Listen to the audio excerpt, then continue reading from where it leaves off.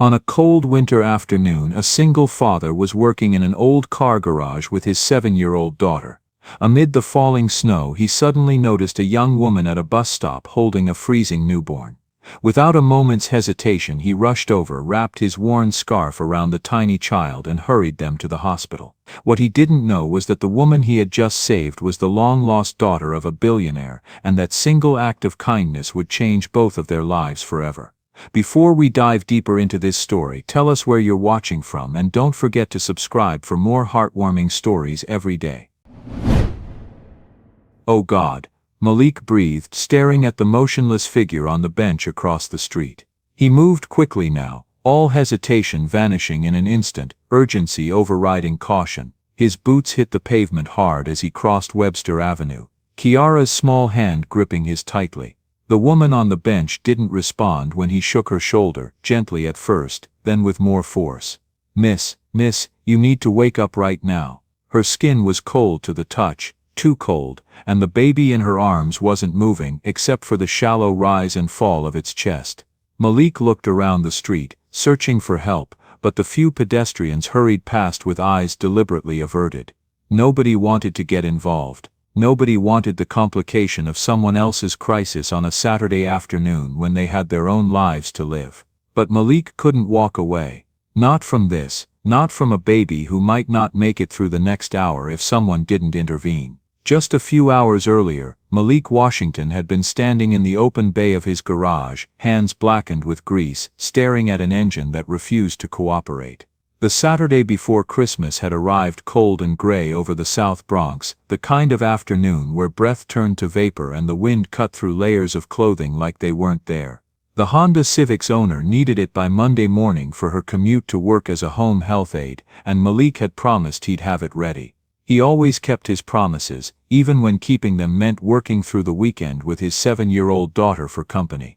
"Daddy, I'm bored," Kiara had announced from her perch atop a stack of tires, swinging her legs in a rhythm only she could hear. Malik had glanced over at his daughter, at the pink coat that was getting too small for her, at the knitted hat Teresa had made 3 winters ago before the cancer came. Everything was getting small. Children grew, bills grew, but paychecks stayed stubbornly the same. The rent was due in 5 days, and after paying it, there'd be almost nothing left for Christmas presents. He'd already bought 2 small gifts for Kiara from the thrift store, wrapped them carefully and hidden them in his closet. They'd have to be enough. "Just a little longer, baby girl," Malik had said, wiping his hands on a rag that was more grease than cloth. "Then we'll go see the Christmas lights downtown like I promised. Maybe get hot chocolate if we've got enough left after groceries."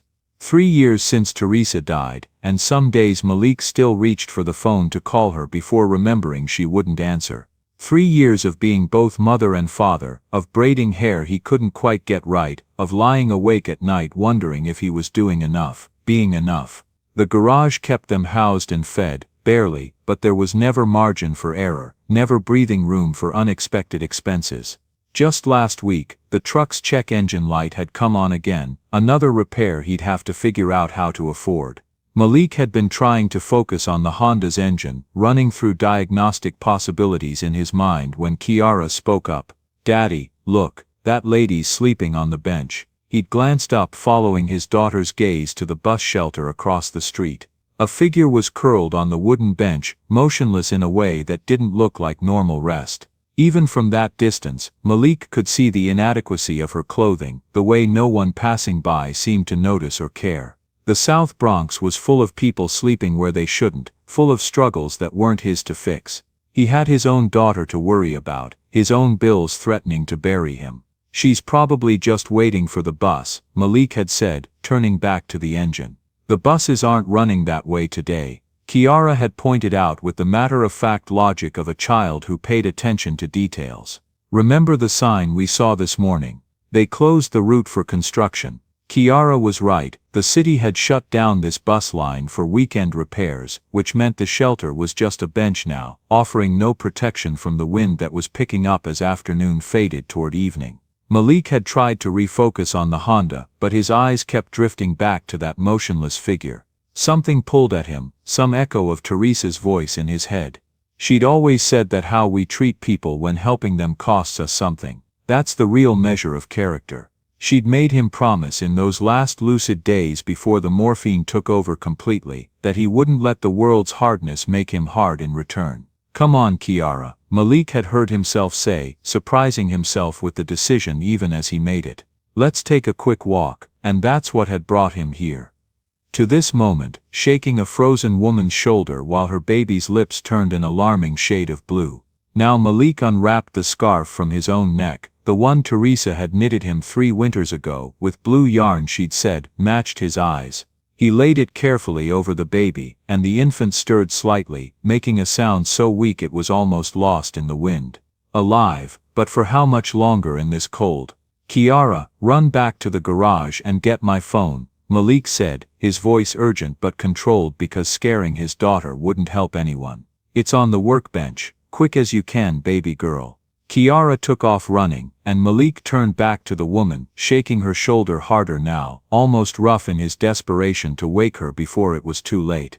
"Ma'am, your baby needs help. You need to wake up. Please wake up." Finally, mercifully, the woman's eyes snapped open with a gasp of pure terror. Emma Hartley surfaced from unconsciousness like someone drowning, breaking through into a world of cold and fear and confusion. The first coherent thought was that someone was touching her. The second was that Lily wasn't in her arms anymore. She lunged forward with a mother's instinctive panic, her frozen muscles screaming in protest, and saw a tall black man holding something wrapped in blue fabric. Her daughter. A stranger was holding her daughter. "Give her back," Emma croaked, her throat raw from exposure and dehydration. She tried to stand but her legs wouldn't obey, wouldn't bear her weight. "Don't touch her. Give me my baby." The man stepped back but didn't release Lily, and Emma felt terror spike through her chest because she was too weak to fight, too cold to run, too far gone to protect her child the way a mother should. "Your baby is hypothermic," the man said, his voice urgent but somehow not threatening. "Look at her lips, they're blue. That's not just cold, that's a medical emergency. I'm trying to help you." Emma forced herself to focus, to really look at Lily's face instead of just reacting to the fear. Her daughter's lips were blue. Actually blue, not pink-tinged or pale, but blue like something you'd see in a medical textbook under the heading of severe hypothermia. The realization cut through Emma's panic like a knife. How long had they been like that? When had Emma stopped being able to see clearly, to assess danger accurately, to be the mother Lily needed? She'd fallen asleep on this bench sometime in the early afternoon, exhausted from 2 nights of walking to stay warm. That meant they'd been here for hours, maybe 3 or 4, as the temperature dropped and the winter sun faded. "I don't have money for doctors," Emma said, hating how her voice broke, hating the admission of helplessness but knowing there was no point in pretending otherwise. "There's a free clinic 4 blocks from here," the man said, looking at her with eyes that seemed genuinely concerned rather than judgmental. "No payment required, no insurance needed, just medical care. Please let me take you both there. Your baby needs help now, not in an hour, not tomorrow. Now." Trust was a luxury Emma couldn't afford. 6 months ago, she'd trusted James when he said he loved her, when he promised they'd figure things out together even though she was pregnant. She'd trusted her adoptive parents, Richard and Margaret Johnson, when they said they'd always support her no matter what. She'd trusted the system to have safety nets for people who fell through the cracks. Every single time, that trust had shattered, leaving her more alone than before, more certain that the only person she could rely on was herself. But herself wasn't enough right now. Herself had failed so completely that her baby's lips were blue and she couldn't feel her own legs. "Okay," Emma whispered, the word feeling like surrender and salvation all at once. "The clinic." The man nodded, and Emma caught a glimpse of relief in his expression before he shifted into action mode. "I'm Malik," he said as he helped her stand, his arms steady around her waist when her legs threatened to give out completely. "That's my daughter Kiara. My garage is right across the street. Can you walk if I help you?" Emma tried to answer, tried to do anything besides focus on the agony of feeling returning to legs that had gone numb from hours in the cold. Each step across Webster Avenue felt like walking on knives, pins and needles multiplied by 1,000, but Malik's arm kept her upright and moving forward. A little girl ran ahead of them, maybe 7 or 8 years old, holding keys in her small hand with the serious concentration of a child given an important task. The truck was old, probably 15 years old at least, with duct tape holding the passenger seat upholstery together. But it was marginally warmer than outside, and right now that was everything. Emma collapsed into the back seat and curled around Lily, trying to share her inadequate body heat with her daughter, even though she barely had any warmth left to share. The baby let out another weak cough, and Emma felt each rattling breath like a physical blow to her chest. Malik started driving, his eyes moving between the road and the rearview mirror where he could see Emma and Lily. "When did you last eat?" he asked, his tone careful, like he was trying to assess the situation without making Emma feel interrogated. "I don't know," Emma admitted. Time had gotten strange lately, stretching and compressing in ways that made it hard to track days. Yesterday, maybe the day before, she'd used her last $3 2 days ago to buy formula for Lily and crackers for herself. Since then, nothing. "Kiara, there's a granola bar in the glove compartment, can you pass it back?" The little girl retrieved a slightly crushed granola bar and handed it over, and Emma's hands were tearing open the wrapper before her brain could form the thought to refuse. She ate half, the food hitting her empty stomach like a shock, then tried to give the rest back, because taking food from a child felt wrong even when she was desperate. "You should keep it for yourselves. We've got more at home," the girl said with such certainty that Emma almost believed her, even though the careful way Malik glanced at his daughter suggested it might not be entirely true. But Emma was too hungry to argue, too tired to maintain pride when her body was demanding fuel. She finished the granola bar while Lily coughed again, the sound weaker than before, and Emma felt terror claw at her throat, because what if they didn't make it in time? "What's your baby's name?" Kiara asked, turning around in her seat to look at Emma with eyes that held genuine curiosity rather than pity or judgment. "Lily," Emma managed. "She's 4 months old." "That's really pretty," Kiara said, and something about her smile, about the unguarded kindness in her voice, made Emma's eyes sting with tears she didn't have the strength to shed. "We learned about flowers in school. My teacher said lilies mean hope and new beginnings. I think that's a good name for Christmas." Emma didn't respond, because she couldn't speak past the lump in her throat, couldn't process the simple kindness of a child who'd been taught to see people instead of problems. The clinic appeared faster than Emma expected, warm light spilling from a basement entrance beneath a Baptist church, and the moment they walked through the door, everything shifted into urgent motion. A nurse looked up from the reception desk, and her expression changed from routine to emergency in an instant as she took in Emma's appearance and the bundle in her arms. "How long has she been in the cold?" "I don't know," Emma admitted, her voice barely above a whisper. "Hours, 3 or 4 maybe. I fell asleep on a bench. Bring her back here immediately." What followed was organized chaos. Doctors and nurses converging, checking Lily's temperature, listening to her lungs with expressions that made Emma's heart stop, wrapping her in heated blankets while someone else draped one around Emma's shoulders.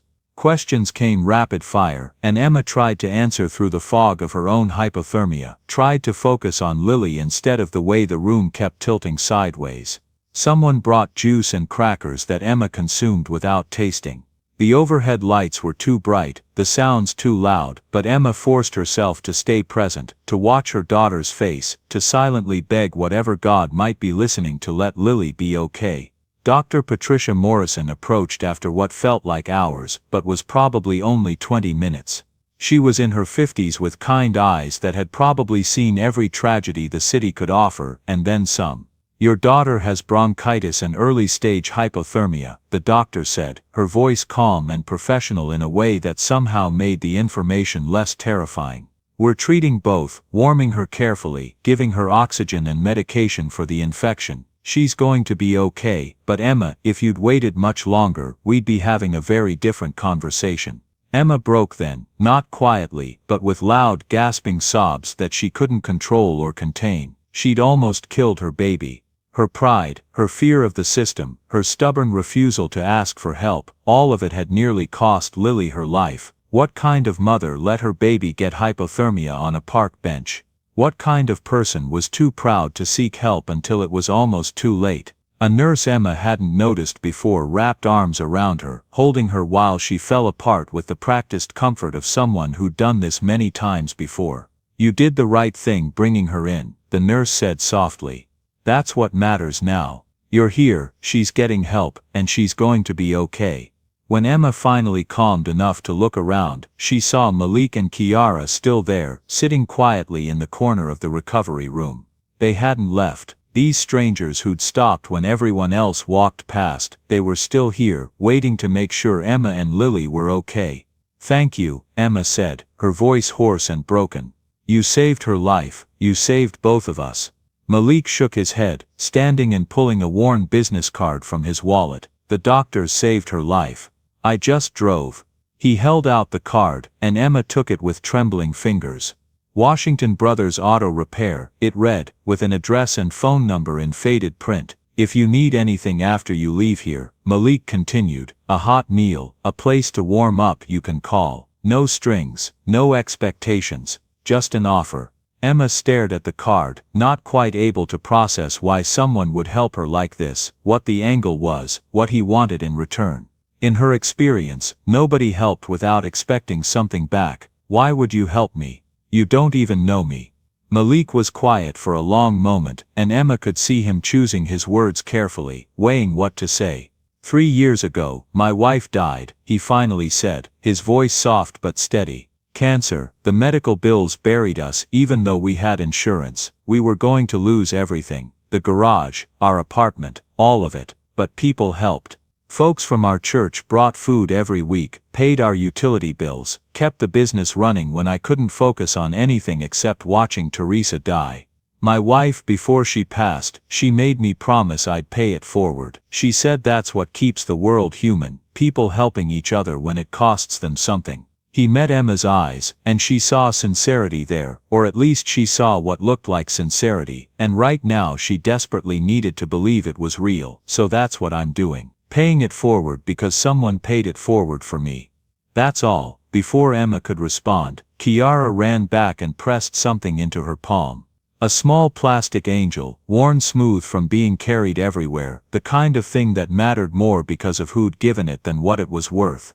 "Mama gave it to me before she went to heaven," Kiara said with the seriousness of a child sharing something precious. "She said angels watch over people, this one can watch over you and Lily." Emma's throat closed completely. She watched Malik and Kiara leave, father and daughter walking out into the cold December afternoon, and felt something shift in her chest.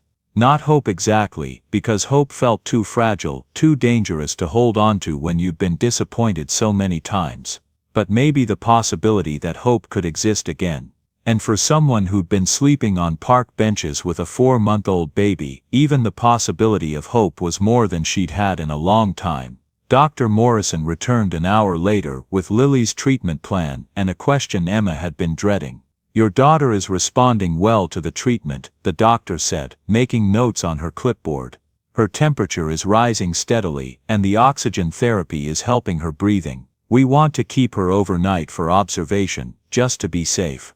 There's a cot in the recovery room, where you can stay with her. But Emma, I need to ask about your situation. Do you have somewhere safe to go after we discharge you tomorrow?" The question hung in the air between them, heavy with implications Emma understood all too well. Safe meant more than just not sleeping outside. Safe meant stable housing, regular meals, the kind of resources Emma hadn't had in weeks. Not exactly, Emma admitted, because lying would only delay the inevitable conversation. Dr. Morrison's expression remained professionally neutral, but Emma could see the concern beneath it, could feel the weight of judgment even if it wasn't spoken aloud. "I see, I'm going to have our social worker come talk to you in the morning. Her name is Angela Torres, she's good at her job, and her job is to help people get back on their feet, not punish them. Will you talk to her?" Emma wanted to refuse, wanted to grab Lily the moment she was stable enough and run before the system could sink its teeth into them.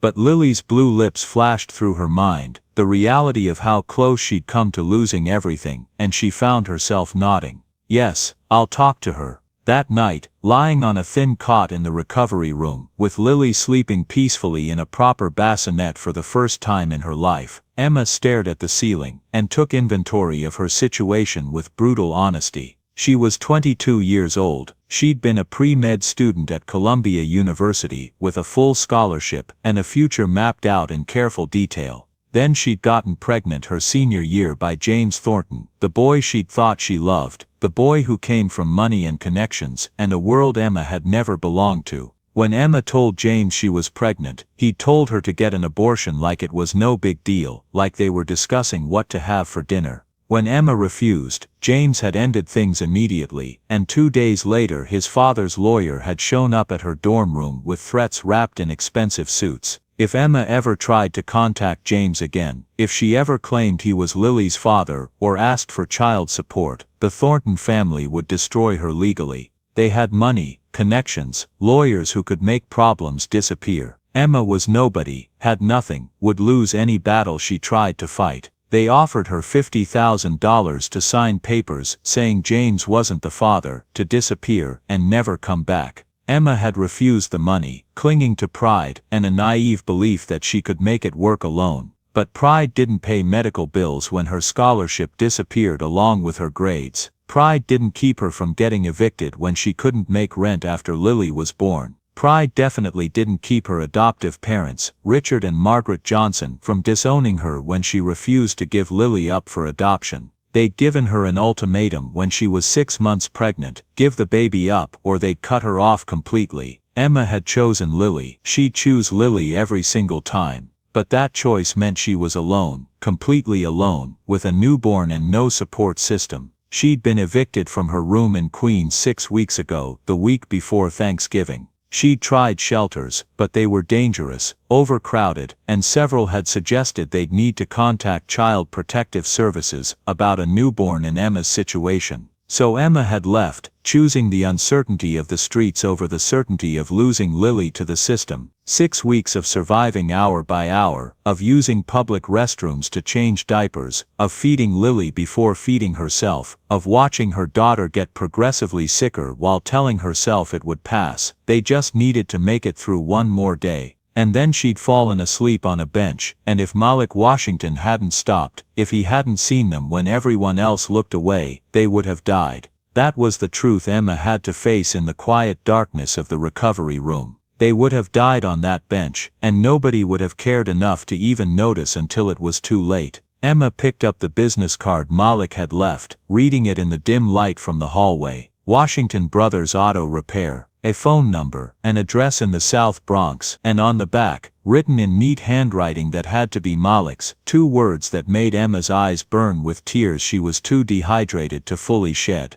"You're safe." Morning arrived with harsh fluorescent light and the rattle of breakfast carts in the hallway. Lily woke hungry and fussy, which Dr. Morrison assured Emma was a very good sign because sick babies didn't have energy to complain. A nurse brought formula and showed Emma to a room where she could feed Lily in private, and for a few minutes, Emma let herself pretend that everything was normal, that they were just a mother and daughter having breakfast together like millions of other families. Angela Torres appeared at 9 o'clock, younger than Emma expected, maybe 30, with warm brown eyes and a demeanor that suggested she'd seen every story the city could offer and wasn't easily shocked by any of them. She sat beside Emma's cot with a folder in her lap, her posture open and non-threatening. "I'm not here to take your baby," Angela said immediately, and Emma appreciated the directness even as she felt skepticism rise. "I need you to believe that, Emma. My job is to help you keep her.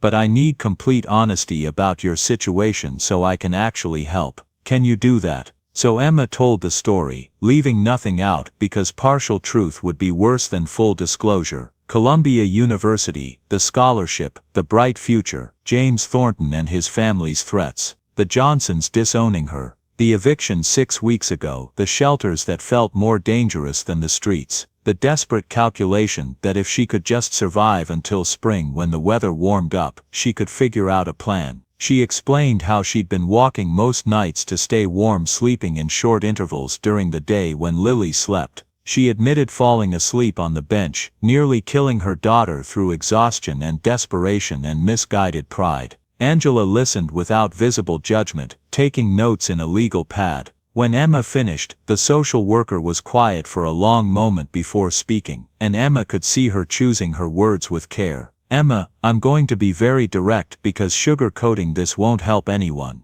You're in crisis. A 4-month-old infant cannot survive on the streets, especially not in winter. What happened yesterday cannot happen again. Do you understand what I'm saying?" "I know," Emma whispered, shame and fear making her voice small. "Good. So here's what I'm offering, and I need you to listen carefully." Angela pulled papers from her folder. "I'm giving you 2 weeks 14 days to show significant improvement in your circumstances. I need to see that you have stable housing, that you're accessing available resources, that you're actively working toward long-term stability. If I don't see meaningful progress in 2 weeks, I'll have to file a report with Child Protective Services recommending they investigate your fitness as a mother." Emma felt her blood turn to ice, panic rising so fast it made her dizzy. "You said you weren't here to take her." "I'm not," Angela said firmly, her voice steady and clear, "but I'm also not going to leave a baby in a dangerous situation. Emma, I want you to succeed. I'm giving you resources right now, today, to help you succeed." She spread papers on the bed. "These are applications for emergency housing assistance, for food stamps, for WIC, for Medicaid.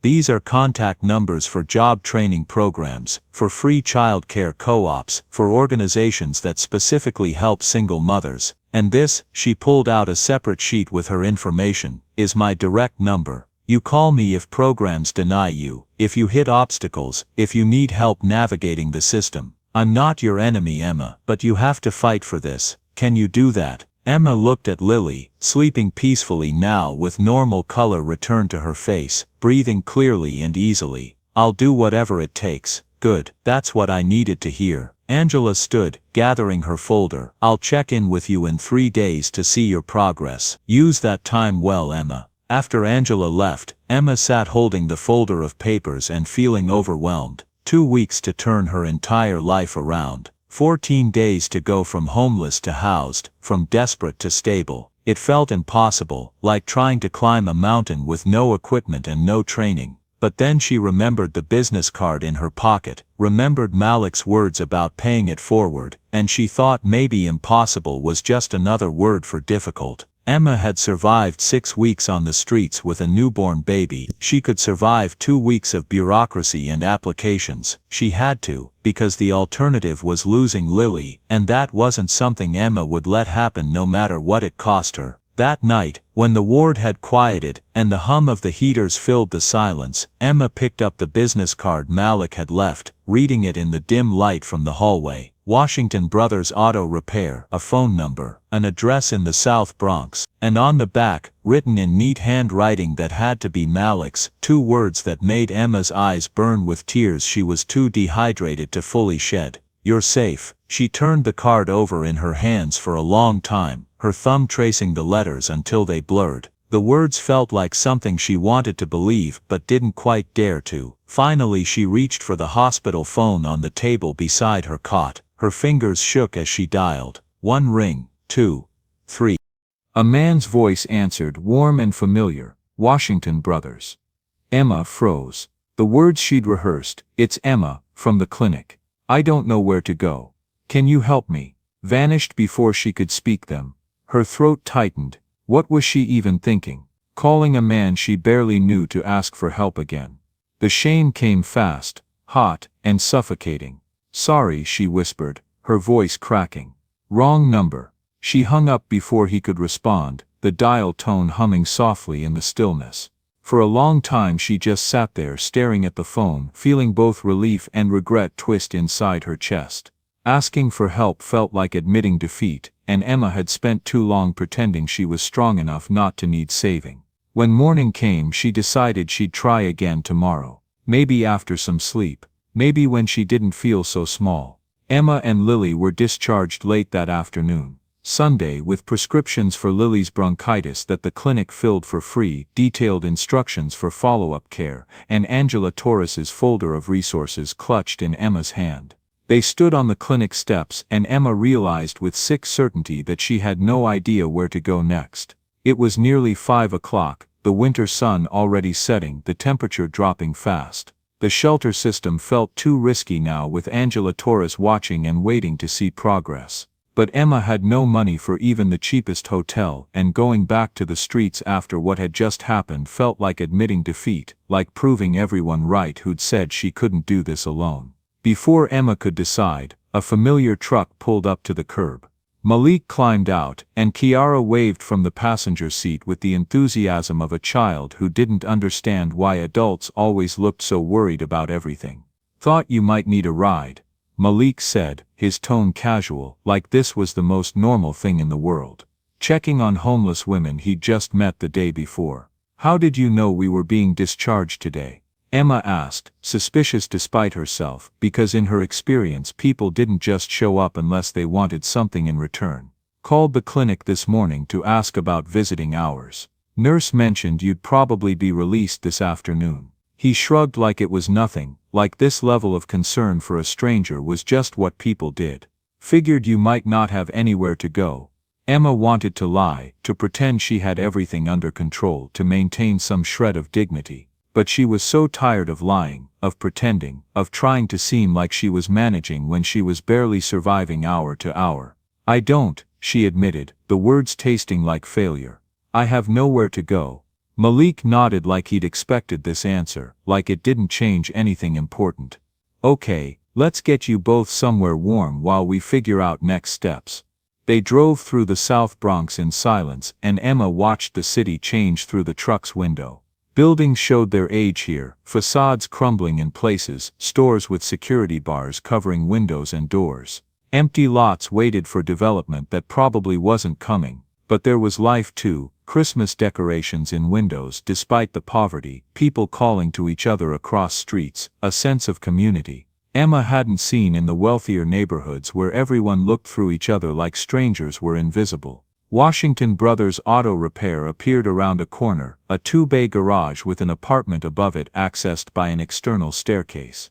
Malik pulled around back and killed the engine, then sat for a moment without speaking, his hands still on the wheel.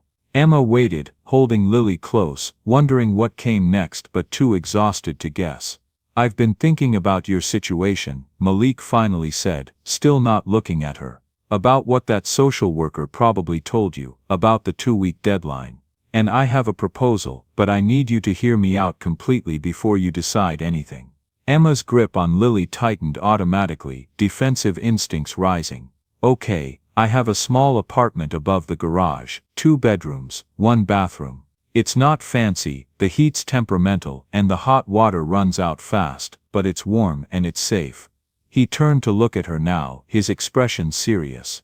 "You and Lily could stay there temporarily while you get back on your feet. Not permanently, I want to be absolutely clear about that. Just until you're stable enough to make it on your own." Emma stared at him, trying to understand the angle, the catch, because there was always a catch. Nobody offered help like this without wanting something. "In exchange for what?" "In exchange for help," Malik said simply. "My garage books are a complete disaster. I have no system for tracking what people owe me, no organized way of managing inventory or scheduling, or anything really. Customer service is terrible because I have no patience for people who complain that I'm charging too much when I'm barely charging enough to cover costs. If you've got organizational skills or business sense or just basic common sense about running an office, you'd be earning your keep.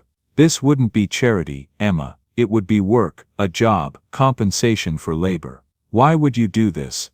Emma asked, her voice sharper than she intended. "You don't know me, I could be anyone. I could be dangerous, unstable, I could steal from you, hurt your daughter. Why would you take that risk?" "Could be," Malik agreed, and Emma appreciated that he didn't immediately deny the possibility, didn't pretend the risks weren't real. "I'll be honest, I spent half of last night arguing with myself about this exact question. I have Kiara to protect, can't just bring strangers into our home without considering what could go wrong. But I kept thinking about my wife, about what Teresa would do if she were still here." He paused, and Emma saw old grief move across his face like a shadow. She had this gift for seeing people, really seeing them past the surface fear and anger and desperation to who they actually were underneath all that. and I think she'd see someone worth taking a chance on. He pulled out his phone. So I'm going to ask you some hard questions, and I need honest answers. Are you running from someone dangerous? An abusive ex, someone who might come looking for you and bring violence to my doorstep? No, Emma said firmly, the father wants nothing to do with us. His family made sure I understood that very clearly with legal threats. Any substance abuse issues, drugs, alcohol, anything like that? No, nothing. I've never used drugs, barely drank even before I got pregnant. Mental health concerns I should know about. Conditions that might require medication or support I can't provide. Emma hesitated, because this answer was more complicated than a simple yes or no. I've been depressed.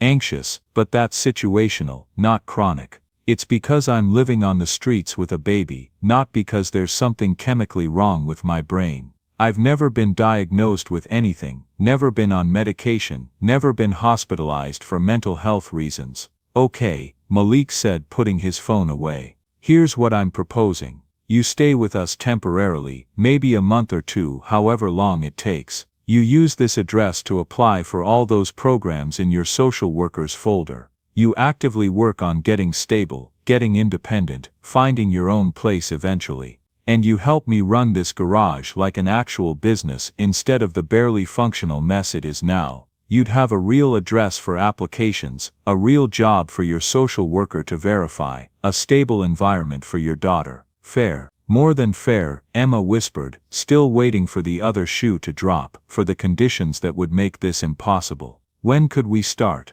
Now. Today. Right now if you want. 20 minutes later, Emma stood in a small apartment that looked nothing like what she'd expected. Yes, it was small, the living room and kitchen sharing one open space that couldn't have been more than 400 square feet combined. Yes, the furniture was worn and mismatched, the appliances clearly decades old, but it was immaculately clean, decorated with obvious care and attention. Children's drawings covered the refrigerator in a riot of color and enthusiasm. Photos of a beautiful black woman lined the mantel above a small electric heater, documenting a life cut short but clearly well lived. A slightly crooked Christmas tree stood in the corner, decorated with handmade ornaments and blinking lights that probably dated back to the 80s. That's Teresa, Malik said, following Emma's gaze to the photos. Kiara's mom. My wife. She was beautiful, Emma said, and meant it. The woman in the photos had warm eyes and a smile that looked genuine, the kind of person who probably made everyone around her feel seen and valued. Inside and out, Malik's voice carried grief that had softened with time but never fully disappeared. She died 3 years ago. Cancer. It was fast and brutal and completely unfair, diagnosed in March, gone by July. It nearly destroyed me, but Kiara needed me to keep going, so I did. You do what you have to do for your kids, right? Emma understood that completely, more than Malik probably realized. I'm sorry for your loss. Thank you. Malik showed Emma the guest bedroom, small but clean with a window overlooking the street, and a double bed that looked like it had been freshly made. It's not much, but it's yours for as long as you need it. Bathroom's down the hall, you'll share it with me and Kiara. Kitchen's communal obviously. Help yourself to anything in the fridge or cabinets, and if there's something specific you or Lily need, just let me know and I'll pick it up. It's perfect, Emma said honestly, because after weeks of sleeping on benches and in doorways and under highway overpasses, a real bed in a warm room felt like unimaginable luxury. Thank you, Malik. I don't know how to thank you enough. You can thank me by getting yourself back on your feet, Malik said simply. That's all the thanks I need. That evening, after Kiara had gone to sleep in her room and Lily was settled in a donated bassinet that Mrs. Patterson from the laundromat next door had brought over, Emma and Malik sat at the small kitchen table with mugs of tea. Emma wrapped her hands around the warm ceramic, letting the heat seep into fingers that still felt half frozen despite hours of being inside. I need to be honest with you about something, Emma said, forcing herself to meet Malik's eyes across the table. I'm terrified of failing you and disappointing you after you've taken this risk on me. Terrified of the social worker taking Lily away if I can't show enough progress. Terrified of ending up back on the streets if this doesn't work out. The fear is constant, and I don't know how to make it stop." Malik was quiet for a moment, and Emma watched him choose his words the way she'd seen him do before, like he understood that what he said mattered, that careless words could hurt even when they weren't meant to. "Being scared doesn't make you weak," he finally said. "It makes you human. Anyone in your situation would be scared. But Emma, you can't let fear paralyze you. The next 2 weeks, you have to fight harder than you've ever fought for anything. Apply for every program Angela gave you, follow up on every single lead, show that social worker you're doing everything humanly possible to improve your situation. Can you do that?" "I can do that," Emma said, and she meant it, because the alternative was unthinkable. "Then we'll figure the rest out as we go," Malik said. He stood, stretching muscles tired from a long day's work. "Get some sleep. Tomorrow's Monday, we start tackling that list Angela gave you. But tonight, just rest. You're safe here, Emma. I need you to believe that." Those words, "you're safe," hit Emma harder than anything else Malik had said. She cried quietly after he'd gone to bed, curled up in the darkness of the guest room with Lily sleeping beside her in the bassinet, letting tears come that she'd been holding back for weeks. She cried for everything she'd lost, and everything she'd almost lost, and for the impossible kindness of strangers who became something more than strangers when they chose to see you instead of looking away. But underneath the tears was something fragile and new, something that felt dangerously close to hope. Tomorrow she'd start fighting for her future, for Lily's future, for the chance to build something stable from the wreckage of the past 2 months. Tonight she'd let herself rest for the first time since she couldn't remember when. For the first time in weeks, Emma Hartley fell asleep in a real bed, in a warm room, feeling safe, and that alone felt like a miracle. The next 12 days passed in a frenzy of focused action. Emma attacked her situation with the desperate intensity of someone who had everything to lose and less than 2 weeks to prove she deserved to keep it. She spent hours at the public library using the free computers, filling out application after application for housing assistance, for food stamps, for WIC, for Medicaid, for every program Angela Torres's folder mentioned and several more she found through her own research. The responses, when they came at all, were universally discouraging. Waiting lists that stretched for months or years, requirements she couldn't meet without already having the resources she was trying to get. Income verification she couldn't provide, references she didn't have. The system was designed for people who already had something, not for people starting from absolute zero. But the garage work gave Emma something the applications couldn't, a sense of purpose and contribution that went beyond just surviving. Malik hadn't been exaggerating about his books being a disaster. Invoices were scattered across his small office in no particular order, some paid, some outstanding, with no clear system for tracking which was which. Customer files were incomplete or missing entirely. His tax records looked like they'd been organized by throwing papers in the general direction of a filing cabinet, and hoping for the best. Emma dove into the chaos with relief, creating order from disorder, building systems that actually functioned. She created a simple database, organized files by date and customer, set up a billing schedule that ensured Malik actually collected what people owed him.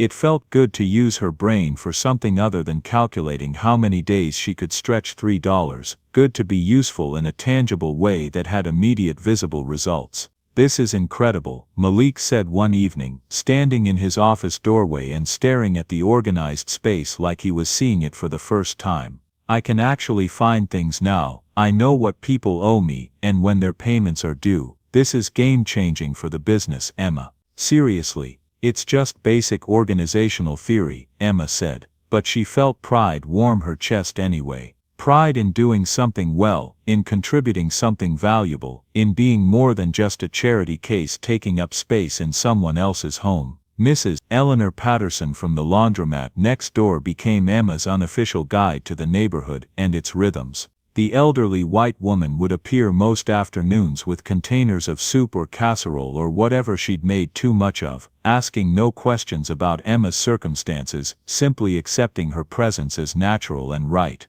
"Malik's good people," Mrs. Patterson told Emma one afternoon, handing over a still warm container of chicken and dumplings. "Lost his wife young, never let it make him bitter or hard. keeps helping folks even when he barely has enough for himself. You're lucky to have him looking out for you, honey." "I know," Emma said, and she did know, understood the gift she'd been given, even if she didn't entirely understand why she'd been chosen to receive it. It was on the 13th day, a Friday afternoon, with just one day left until Angela Torres's 2-week deadline, that Mrs. Patterson arrived, carrying something other than food. She held a newspaper folded to a specific page, her expression more serious than Emma had seen before. "Emma, honey," Mrs. Patterson said, settling into a chair at the kitchen table where Emma was working on applications. "You need to see this. I don't know what it means, but it seems important, and I thought you should know." The article was on the society page of the New York Times, not a section Emma usually read because the lives of wealthy people felt like they existed in a different universe entirely from hers. But the headline caught her attention immediately, made her hands start shaking before she'd even finished reading it. "Billionaire Reginald Hartley renews search for missing daughter on anniversary of kidnapping." Emma's vision narrowed to a tunnel. Hartley. Her birth name, the name she'd kept private in her heart, even when the Johnsons had legally changed it to Johnson when she was 5 years old. The name that connected her to people she'd never known, to a past that had always felt like it belonged to someone else, to questions her adoptive parents had refused to answer. She forced herself to read the article, each word landing like a physical blow. 22 years ago, on November 23, 1995, billionaire real estate developer Reginald Hartley and his wife Victoria had lost their only child when 3-month-old Emma Grace Hartley was kidnapped from their Manhattan penthouse. Despite an extensive FBI investigation and a $5 million reward that still stood today, the child had never been found. Reginald, now 73 years old, continued to search every year on the anniversary of the kidnapping, believing his daughter was alive somewhere, living under a different name, possibly not even knowing her true identity.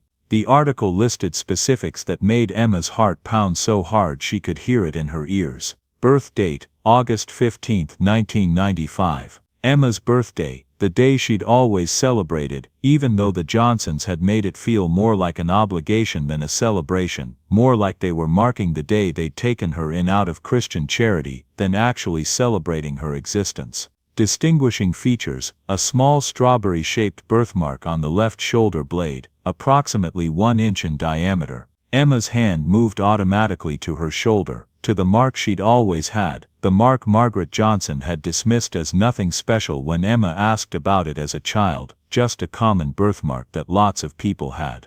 "Let me see," Malik said gently, and Emma realized he'd come into the kitchen from the garage, drawn by the tension that must have been radiating from her like heat. Emma pulled her shirt aside with trembling hands, exposing the birthmark on her left shoulder blade. It was exactly where the article described, exactly the shape mentioned, strawberry red against her pale skin, roughly the size of a quarter. "It's just a coincidence," Emma said, but her voice shook badly enough that the words didn't convince anyone, least of all herself. "Lots of people have birthmarks in that general area. Hartley's not that uncommon a name. The birthday could be wrong on my adoption papers, that happens sometimes." With the exact same birth date and the exact same birthmark in the exact same location, Mrs. Patterson asked quietly, her voice gentle but insistent. "Emma, honey, you need to contact this man. You need to find out the truth about where you came from." "I can't," Emma said, and panic was rising in her chest now, making it hard to breathe, making the room feel too small. "What if it's true? What if I really am his daughter? He's a billionaire, he has lawyers and money and power. He could take Lily away, say I'm unfit because I was homeless, because I let her get hypothermia on a park bench.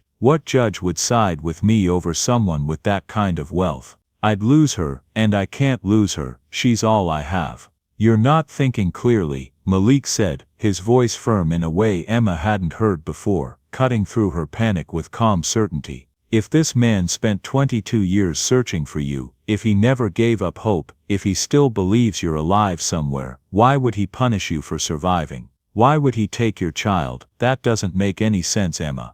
Because rich people operate by different rules, Emma said bitterly, and she heard James Thornton's voice in her memory, heard his father's lawyer explaining exactly how powerless she was against their money and connections. They use their wealth to control people, to get what they want. The Thorntons proved that. They threatened to destroy me if I ever tried to claim James was Lily's father. What if Reginald Hartley is the same? What if he decides I'm not good enough, not worthy of being his daughter, and uses his money and power to take everything from me? Or Mrs. Patterson interjected softly, reaching across the table to take Emma's hand. He's a grieving father who's been searching for his daughter for 2 decades. Emma, you deserve to know the truth about where you came from. And if this man really is your father, he deserves to know you're alive, and that he has a granddaughter. Don't let fear of what might happen stop you from finding out what's true. They sat in heavy silence while Emma's mind raced through possibilities and implications, through scenarios both hopeful and terrifying. If this was true, if she really was Emma Grace Hartley who'd been stolen from her family as a 3-month-old baby, then everything she'd believed about her life was wrong. The Johnsons weren't just strict religious parents who'd disowned her for getting pregnant out of wedlock. They were kidnappers, or at least they'd knowingly raised a kidnapped child, participated in fraud, built their entire family on a crime. Every memory of her childhood was tainted by that knowledge, every moment of feeling like she didn't quite fit, like she was performing a role rather than living authentically, suddenly making horrible sense. If I do this, Emma finally said, looking at Malik with eyes that felt too large for her face, if I contact him and it turns out to be true, everything changes. My whole life, everything I thought I knew about myself, it's all a lie. I don't know if I can handle that right now on top of everything else. You can handle more than you think, Malik said quietly. You've already proven that. But Emma, you don't have to decide anything today. Let's just find out if it's true first. Take it one step at a time. Will you at least call the number in the article, and see what happens? Emma looked down at Lily, sleeping peacefully in her arms, oblivious to the earthquake happening in her mother's life.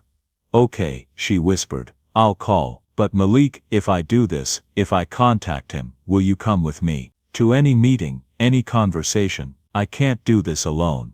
Of course, Malik said immediately, without hesitation. Whatever you need, Emma, we're in this together now. You're not alone anymore. The next morning, Saturday, hands shaking so badly she could barely dial, Emma called the number listed in the article for the Hartley family's private investigator. A professional female voice answered on the second ring. Mitchell Security Services, this is Rachel speaking. How may I help you? My name is Emma Hartley, Emma said, forcing the words past the tightness in her throat. I was born August 15, 1995. I have a birthmark on my left shoulder blade, strawberry-shaped, about an inch across. I think I might be the person Mr. Hartley is looking for. The pause that followed felt endless, stretching into eternity. Then Rachel's voice came back, carefully controlled but with an undercurrent of excitement. Can you please hold for just a moment? Emma waited, and the silence on the line felt heavy with significance, with the weight of possibilities that could change everything. Then a man's voice, deep and authoritative and somehow gentle all at once. This is Thomas Mitchell. I've worked for the Hartley family for 20 years, handling security and investigations. We've had hundreds of calls over the years from people claiming to be Emma Grace, people looking for the reward money or attention or just confused about their own identities. I don't mean to sound harsh, but I need to verify some information before we proceed any further. Is that acceptable to you? Yes, Emma said, her heart pounding so hard she could feel it in her throat. Whatever you need to know, I'll tell you. For the next 25 minutes, Mitchell asked questions with the thoroughness of someone who'd been disappointed too many times to take anything at face value. Birth date, birthmark location and description, adoption circumstances, any memories of her early childhood. When Emma mentioned Richard and Margaret Johnson from Queens, Mitchell's tone shifted dramatically, became sharp and focused in a way it hadn't been before. The Johnsons, he repeated, and Emma could hear rapid typing in the background, the click of keys moving fast. Richard and Margaret Johnson, who moved to Queens in late 1995. We've investigated them multiple times over the years, but we could never prove the connection, never found hard evidence linking them to the kidnapping. Miss Hartley, can you tell me anything about your adoption that seemed unusual or suspicious? Anything your parents said about how they got you?" So Emma explained what little she knew, which wasn't much. The secrecy around her adoption, the way her parents never wanted to discuss it, the lack of documentation she'd ever actually seen with her own eyes, her parents' anger whenever she asked questions about her birth family or where she'd come from originally, the way they'd always made her feel like the adoption was something shameful they'd done out of Christian duty rather than love, like they'd rescued her from some terrible fate, and she should be grateful rather than curious. "I see," Mitchell said, and Emma could hear the weight of implications in those two words, years of investigation clicking into place. "Miss Hartley, Emma, I need to ask you a direct question and please don't be offended by it. Are you looking for money? Because if this is a scam, if you're after the reward, my client has been through too much pain already, and I won't allow him to be hurt again by false hope." "No," Emma said firmly, anger giving her voice strength. "I didn't even know about any of this until yesterday. I'm not looking for money or rewards or anything like that. I just want to know the truth about where I came from. That's all. I need to understand who I actually am." "I believe you," Mitchell said, his voice gentler now, the suspicion fading. "Miss Hartley, Emma, I'd like to arrange a DNA test as soon as possible. We have Emma Grace Hartley's DNA on file from a baby blanket her mother saved, kept all these years hoping we'd find her someday. If you're really Emma Grace, the test will prove it conclusively beyond any doubt. Would you be willing to do that?" "Yes," Emma said without hesitation. "When? Where?"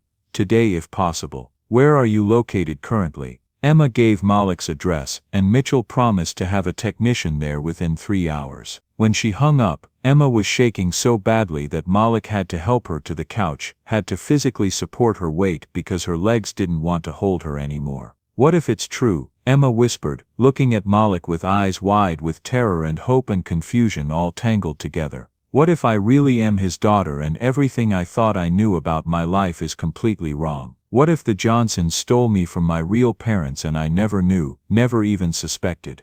"Then we'll deal with it," Malik said, sitting beside her and taking her hand in his, grounding her with physical contact and steady presence. "One step at a time, first the test, then the results, then we figure out what comes next. But Emma, listen to me. Whatever happens, you're still you. Your worth isn't determined by who your biological parents are or what happened when you were a baby. You're the person who protected her daughter through 6 weeks on the streets. You're the person who's fighting her way back from nothing with everything you have. That doesn't change regardless of what some DNA test says. That's who you are, not what happened to you." The technician arrived exactly 2 hours and 45 minutes later, professional and efficient, treating this like routine work even though it felt like the most significant moment of Emma's entire life. A simple cheek swab, carefully documented and sealed in a sterile container with labels and official paperwork, and it was done. The whole thing took less than 5 minutes. Results in 48 to 72 hours, the technician explained, packing everything carefully into her case.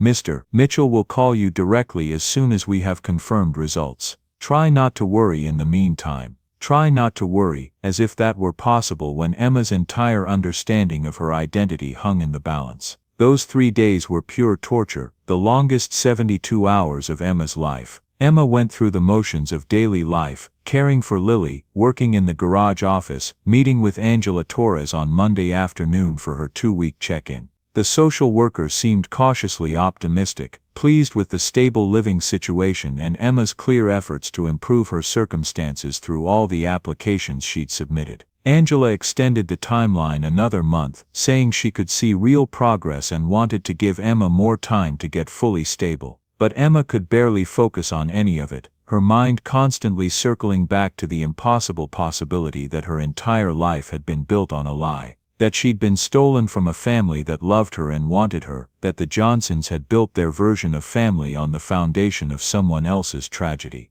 On Tuesday evening, exactly 71 hours after the test, Emma's phone rang. Unknown number. Her hands shook as she answered, and Malik moved close to her side, offering silent support. "Miss Hartley, this is Thomas Mitchell." His voice was different now, soft and almost reverent, filled with emotion he wasn't bothering to hide. "The DNA results came back this afternoon. Emma, you're a perfect match. 99.99% certainty. You're Emma Grace Hartley, you're Reginald's daughter. The world stopped spinning. Emma heard the words but couldn't process them, couldn't make them mean anything real or concrete. After 22 years of not quite belonging anywhere, of feeling like she was playing a role in someone else's life, of being told she should be grateful for being rescued from whatever terrible situation she'd come from, she finally had an answer about where she'd actually come from. She was Emma Grace Hartley. She had a real father who'd been searching for her. She had a mother who'd loved her before she died. She had a history, an identity, a truth that was hers. And somewhere in Manhattan, a man who'd never stopped looking was about to learn that his daughter was alive.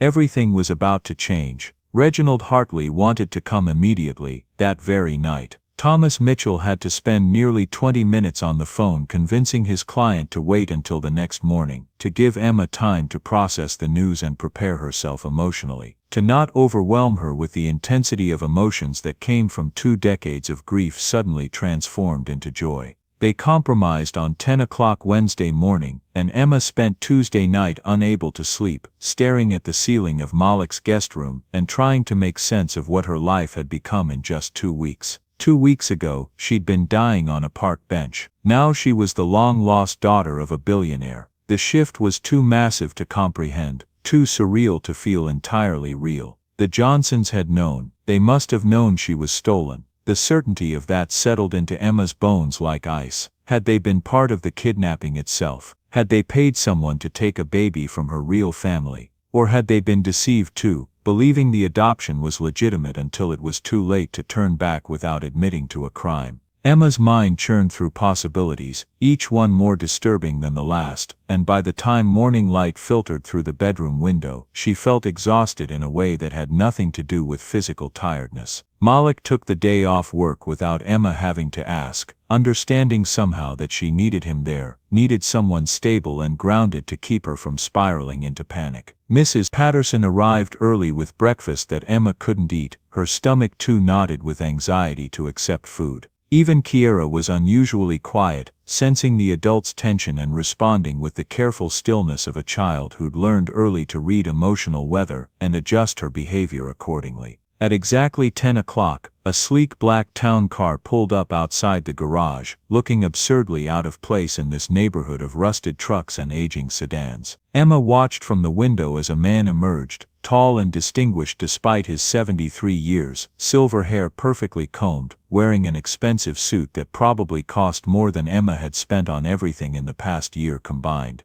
A bodyguard followed at a respectful distance, professional and unobtrusive but clearly there to protect his employer. "He's here," Emma whispered, and her voice sounded strange in her own ears like it belonged to someone else. "You've got this," Malik said, standing beside her with one hand resting gently on her shoulder. "Remember, you're not asking him for anything. He's the one who's been searching for 22 years. You're the one with the power here, Emma. You can set the pace, decide what happens next." They met at the apartment door, and for a long moment that stretched into eternity, Reginald Hartley simply stood there staring at Emma with an expression that held so many emotions she couldn't begin to name them all. Wonder, grief, desperate hope, disbelief, fear that this might not be real, that she might vanish like every other false lead had vanished. Then his eyes filled with tears that spilled over unchecked, running down his distinguished face without shame or apology. "You have your mother's eyes," he whispered, his voice breaking on the words like they hurt to say. "Victoria always said you would. Blue as summer sky," she used to say. "I'd forgotten exactly how blue until just this moment. My God, you're real. You're actually real." His gaze dropped to Lily in Emma's arms, and something in his expression transformed into a joy so pure and overwhelming it was almost painful to witness. "And this is Lily," Emma said, her own voice unsteady, tears threatening to spill over. "Your granddaughter. She's 4 months old now." Reginald's composure shattered completely. He stood in the doorway of this modest South Bronx apartment and wept openly, tears streaming down his face while his bodyguard looked away with practiced discretion to give his employer privacy in this moment of overwhelming emotion. "My granddaughter," Reginald repeated, testing the words, tasting their reality. "I have a granddaughter. Could I please come in?"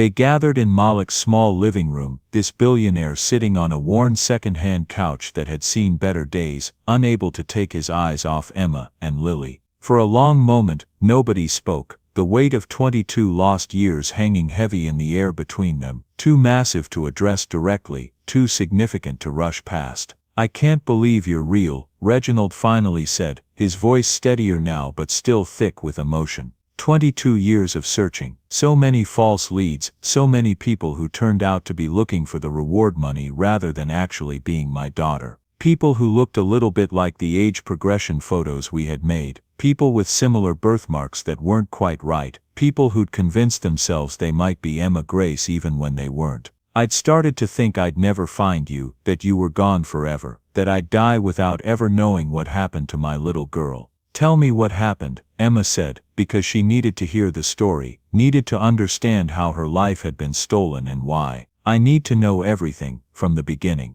So Reginald told her, and the story that emerged was both beautiful and heartbreaking. He told her about Victoria, the brilliant architect who'd designed buildings all over Manhattan, who'd been so passionate about her work but even more passionate about becoming a mother. About their whirlwind romance that everyone said was moving too fast but felt exactly right to both of them. About the joy when Emma was born, how Victoria had cried with happiness holding her daughter for the first time. About Mrs. Lorraine Patterson, the nanny they'd hired with impeccable references and a warm demeanor, who'd seemed so trustworthy, so perfect for the job of caring for their precious daughter. "We didn't know her daughter was desperate for a child," Reginald explained, his voice tight with old anger that had never fully dissipated even after 2 decades. Diane Johnson had tried for years to get pregnant, multiple miscarriages that devastated her emotionally, fertility treatments that didn't work and cost them everything financially. She'd applied to adopt through legitimate channels but was rejected because of documented mental health issues, depression and anxiety that raised red flags with social workers. So she convinced her mother to help her steal what she couldn't have legally.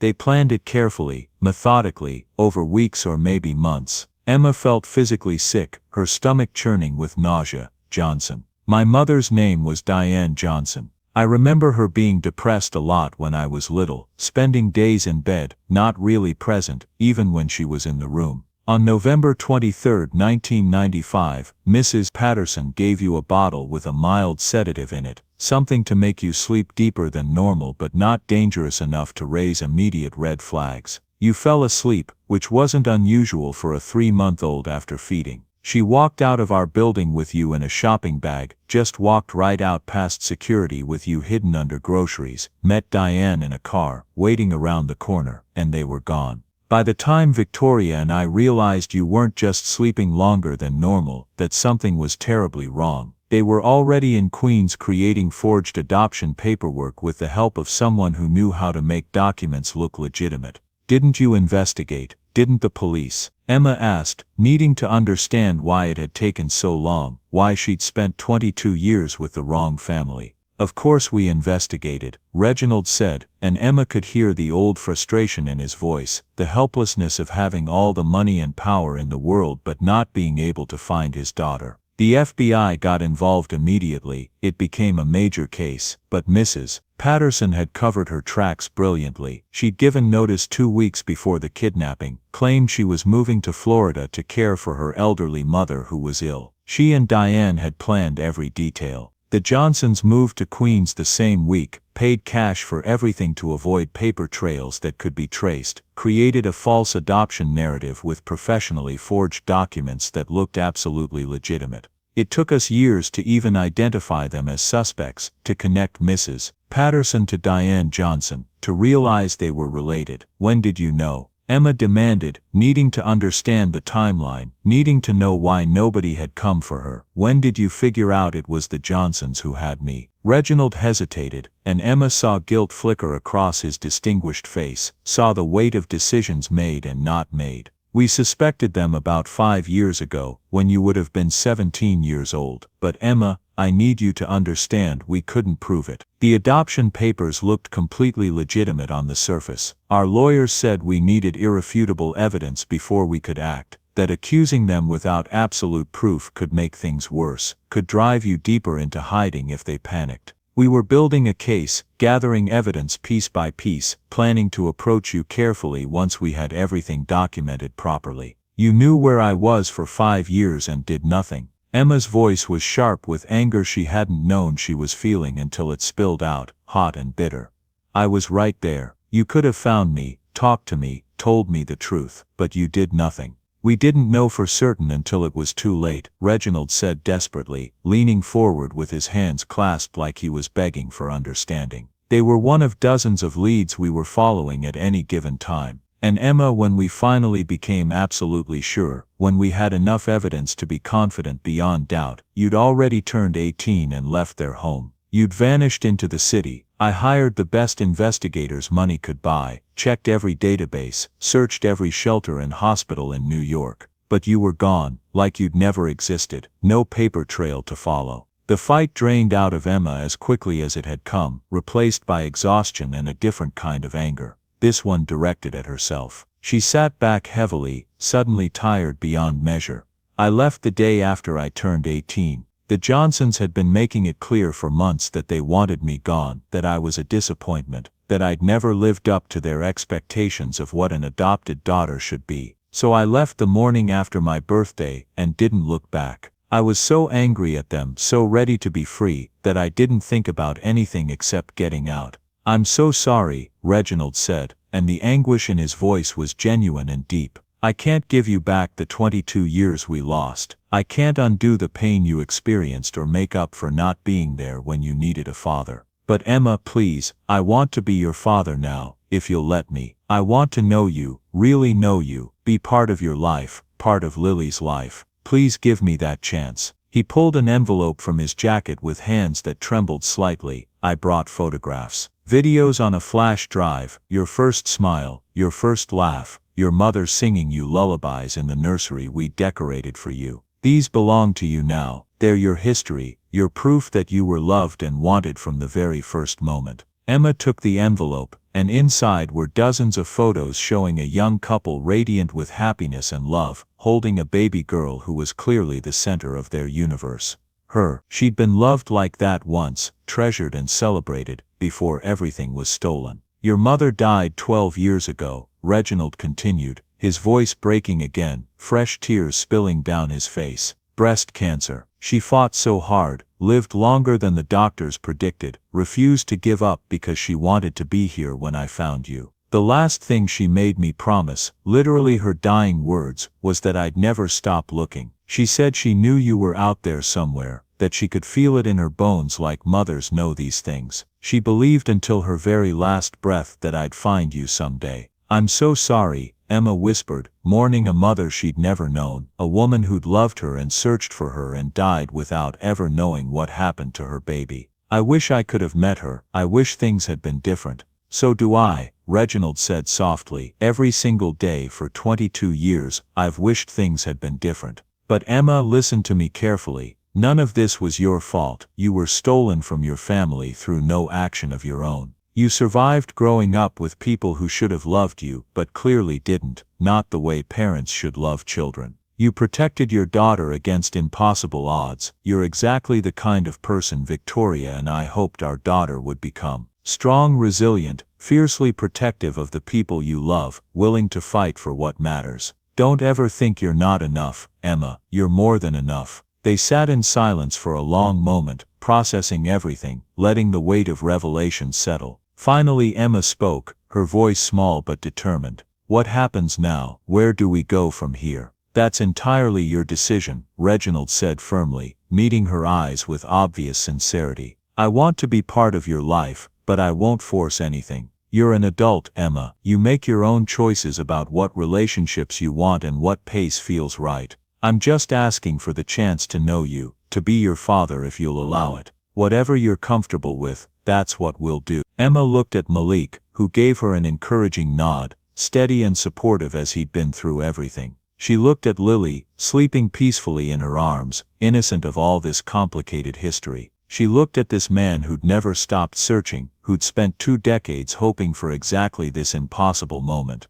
"I'd like that," Emma said quietly, feeling the truth of it even through her fear and uncertainty. "I'd like to try getting to know you, but slowly please. This is overwhelming, and I need time to process everything. Can you give me that? The smile that broke across Reginald's face was like watching the sun rise after the longest, darkest night imaginable. Thank you, he whispered, his voice thick with emotion and gratitude. Thank you for giving me this chance. I promise I won't let you down, Emma, I promise. The following weeks brought changes Emma struggled to process even as she tried to adapt to them. Reginald became a regular presence in her life, visiting several times a week, always respectful of boundaries, always asking permission before coming by, slowly and carefully building a relationship brick by patient brick. He brought gifts that Emma usually made him return, because designer baby clothes and expensive toys felt wrong when other families in the neighborhood had so much less, when Mrs. Patterson's grandson still wore shoes with holes in them. He shared endless stories about Victoria, filling in the blank spaces of Emma's first 3 months, showing photographs and home videos that made him weep openly every single time he watched them. He also brought lawyers, an entire team of them. Reginald's legal staff was building a comprehensive case against Richard Johnson, pursuing criminal charges for his role in the kidnapping and fraud. Diane Johnson had died 7 years ago, suicide after years of worsening mental illness that finally consumed her completely. Lorraine Patterson had died 3 years ago of natural causes, but Richard Johnson was still alive, still living in Queens, and Reginald wanted justice with an intensity that bordered on obsession, on vendetta. I need you to testify, Reginald told Emma one evening over dinner at the apartment, his voice intense and urgent. About growing up with them, about what they told you regarding your adoption, about how they treated you. Your testimony could be crucial to getting a conviction, to making sure he faces real consequences for what he did. Emma felt torn, pulled in opposite directions by conflicting loyalties and emotions. Richard Johnson was the only father I knew for 22 years. He was distant and strict, definitely not warm or affectionate, but he wasn't cruel. He never hit me, never abused me. He provided food and shelter and education. I don't know if I can stand up in court and testify against him.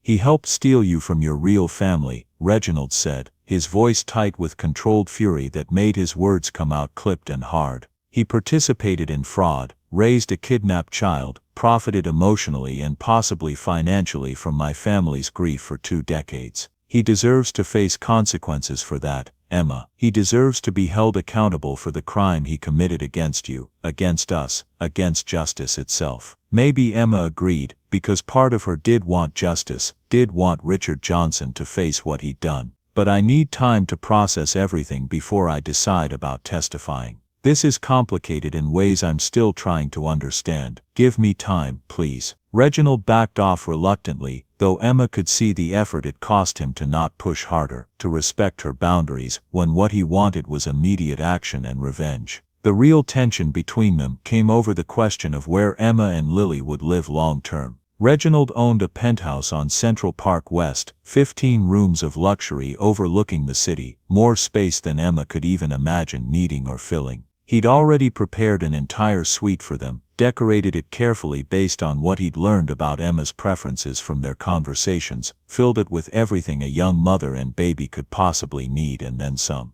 He wanted them there, wanted his family close, wanted to make up for lost time by surrounding Emma with comfort and security. Emma refused to even visit, wouldn't even go see what he'd prepared. I can't, she said during a difficult conversation in Malik's living room one evening, with Angela Torres sitting in at Emma's request, because she needed the social worker to understand her reasoning and validate her choice. I can't jump from sleeping on park benches 6 weeks ago to a Manhattan penthouse today. I'll lose myself in that transition. I'll become someone I'm not, someone I don't recognize. I need to build my way up to stability, not have it handed to me complete and perfect. But you're living on someone else's charity right now, Reginald protested, then immediately looked at Malik with apologetic eyes. I don't mean that as an insult to your incredible generosity, Mr. Washington. You've done more for Emma than I can ever repay. But I'm her father, I have resources. I can give Emma and Lily actual security and stability. Emma's not charity, Malik said, his voice level but firm, brooking no argument. She runs my garage office better than I ever did or could. She handles difficult customers with patience I don't have. She's increased my revenue by 30% in 3 weeks just by organizing my billing system and following up on outstanding invoices. She earns her place here every single day through work and contribution. I have unlimited resources, Reginald argued, his frustration showing through his usually controlled exterior. I can give Emma and Lily security, stability, opportunities, the best education money can buy. Why would she refuse that? Why would anyone choose this? He gestured around the modest apartment, over what I'm offering, because I need to prove I can stand on my own 2 feet. Emma said firmly, her voice stronger than it had been in weeks. I've spent my whole life dependent on someone else for my survival and sense of worth. The Johnsons controlled everything through their version of religious duty and conditional love. Then I was at James Thornton's mercy until his family paid me off to disappear. Then I was at the mercy of the streets, dependent on luck and whether people chose to look at me or walk past me. I need to build something that's mine, that I created with my own hands and choices, that nobody can take away from me because I earned it. Angela Torres spoke up then, her professional voice cutting through the emotional tension. If I may offer a perspective from Child Services, I've been working with Emma for a month now. She's made remarkable, honestly extraordinary progress. She has stable housing, she's employed in meaningful work, she's accessing available resources, she's building a genuine support network in this community. From my perspective, this is exactly what we want to see in cases like Emma's. Disrupting that progress by moving her to an unfamiliar environment, even a luxurious one, could actually be counterproductive to her long-term emotional stability and sense of self-efficacy. Reginald looked stricken, like he'd been slapped. I'm not trying to disrupt anything or hurt anyone. I'm trying to give my daughter the life she should have had all along. The life that was stolen from her. I know, Emma said softly, reaching across to touch his hand, offering comfort even as she held firm to her boundaries. And I appreciate that more than you can possibly imagine, more than I know how to express. But Reginald, the life I should have had is gone. I can't get it back no matter how much money you spend or how many nice things you give me. All I can do is build the life I have now, starting from where I actually am rather than where I wish I could be. And right now, this apartment, this neighborhood, these people who've accepted me without judgment or conditions, this is where I'm building. This is where I'm healing. They compromised eventually, though it clearly cost Reginald something to back down. Emma would stay in the Bronx with Malik for now, but accept Reginald's help in other specific ways. He set up a trust fund for Lily's education and medical care that Emma couldn't touch directly but knew was there, ensuring her daughter would have opportunities Emma herself had lost. He hired the best lawyers not just to pursue Richard Johnson but to establish Emma's legal identity as Emma Grace Hartley and help her navigate the complex process of reclaiming her true name. And he made a substantial investment in Malik's garage, transforming Washington Brothers Auto Repair from a struggling one-man operation barely breaking even into a legitimate business with real growth potential. This is a genuine partnership, a real business investment, Reginald insisted when Malik expressed deep concern about accepting what felt uncomfortably like charity despite Emma's assurances.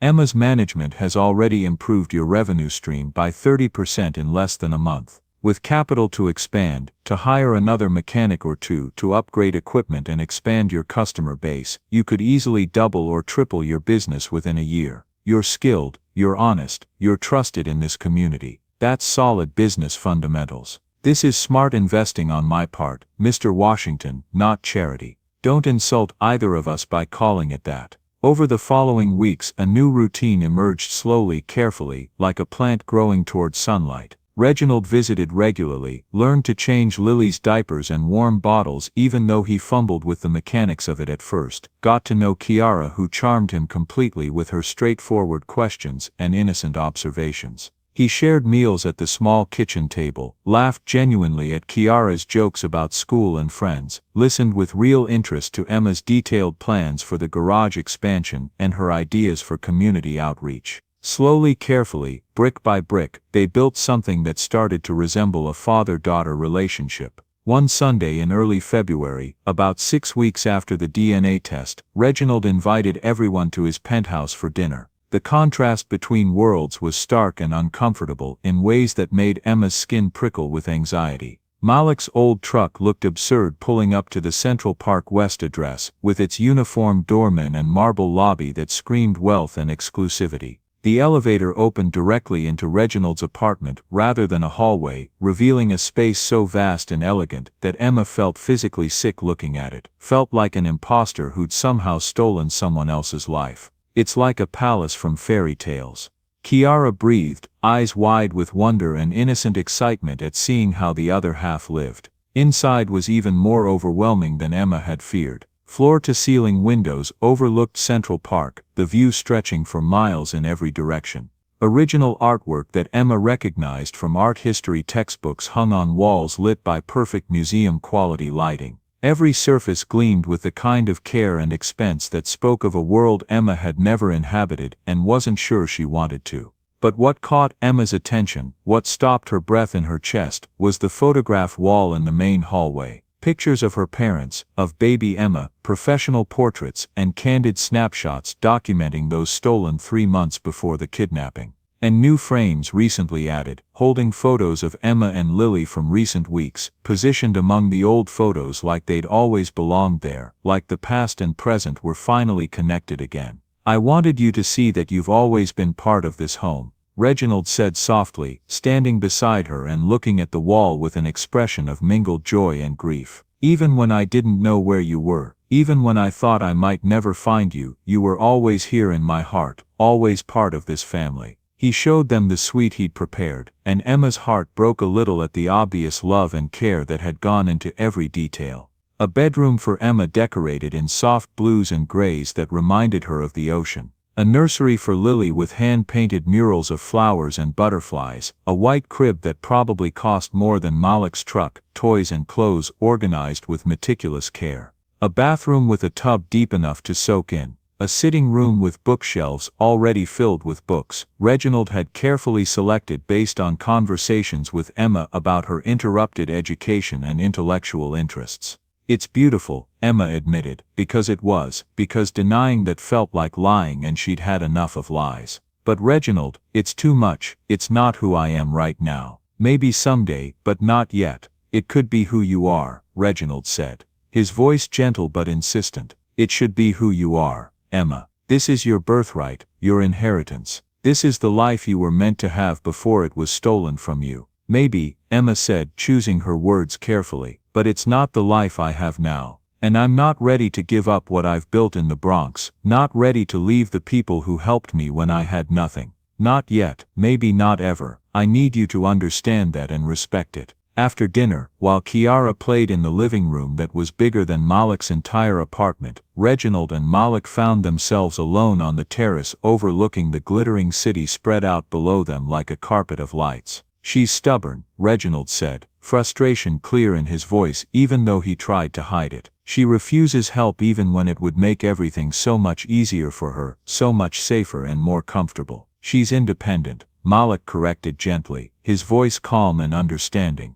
"That's different, and it's important to who she is. Emma needs to feel like she's building her own life with her own hands, not having one handed to her complete and perfect. After everything she's been through, after being controlled and manipulated and pushed around by people with power over her, that need for autonomy isn't just pride or stubbornness. It's survival, it's healing, it's reclaiming herself." "I understand that intellectually," Reginald admitted, his shoulders sagging with the weight of it, "but emotionally, I just want to fix everything for her. I want to give her back everything that was taken to make up for 22 lost years. I want to protect her from ever being hurt or scared or hungry again." "You can't make up for lost time," Malik said with the quiet certainty of someone who'd learned this truth the hard way. "None of us can, no matter how much we wish otherwise. You can only make the most of the time you have now, moving forward, and pushing too hard, trying to force her into a life she's not ready for, that might drive her away completely. Is that a risk you want to take?" Reginald was quiet for a long moment, staring out over the city lights with an expression Emma couldn't read. "You care about her deeply," he finally said, and it wasn't quite a question, more an observation seeking confirmation. "She's become family," Malik said carefully, weighing each word. "She and Lily both. They've brought life back to our home, given Kiara and me something to care about beyond just surviving day to day. Emma's smart and strong, and she's fighting so hard to build something real. I respect that, and I want to support it however I can. I'm glad, Reginald said, and he sounded sincere despite the complicated emotions that must have been churning beneath the surface. I'm glad Emma has people who care about her for who she actually is, not what she represents or what she's connected to. She needs that kind of unconditional support, needs to know her worth isn't tied to me or my money. On the drive back to the Bronx, Emma was quiet, watching the city change through the truck's windows as they left Manhattan's wealth behind and returned to the South Bronx's honest poverty. When they finally pulled up outside the garage, she turned to Malik with tears in her eyes. "Your apartment feels more like home than that penthouse ever could,"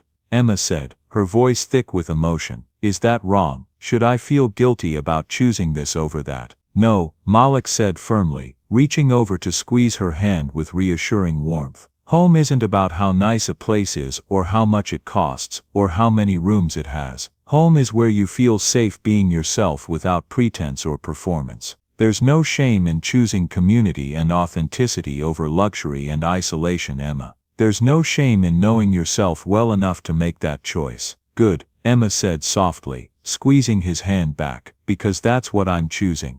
This life, this place, this family we're building together." In the front seat, Kiara smiled with the wisdom of a child who understood more than adults gave her credit for, and something in Malik's chest felt too large for his ribcage, felt like it might burst with emotions he wasn't quite ready to name or examine too closely. They were building something here, this unlikely family thrown together by crisis and circumstance and choice, something real and valuable and worth protecting. And whatever came next, whatever challenges or changes waited in their future, they'd face it together. That's what families did. The real families, the chosen families, the ones built on love and respect rather than obligation or biology, they'd face it together. Join us to share meaningful stories by hitting the like and subscribe buttons. Don't forget to turn on the notification bell to start your day with profound lessons and heartfelt empathy.